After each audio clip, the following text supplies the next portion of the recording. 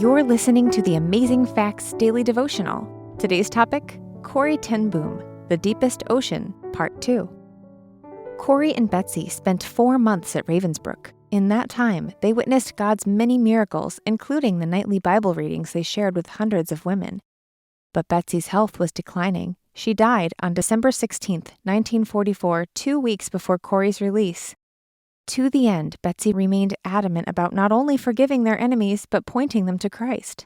Now, without her constant companion, for the first time in her life, Corrie was eventually guided by God to found 2 rehabilitation centers, fulfilling prophetic visions that Betsy had had while they were imprisoned.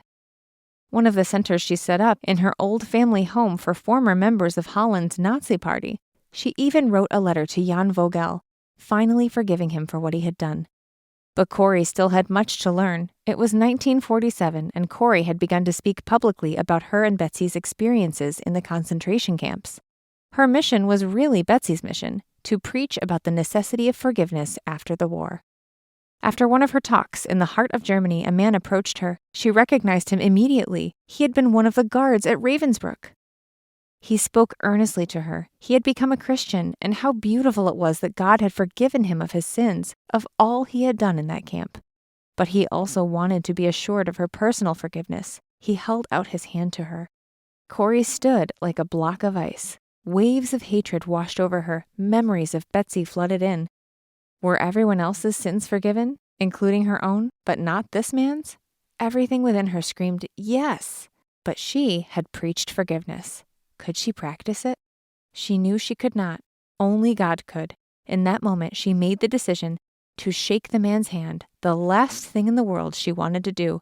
Jesus, help me, she pleaded. You supply the feeling. And he did. As prisoner and guard reached across that forbidden gulf, God destroyed the hatred in Corrie's heart and replaced it with love.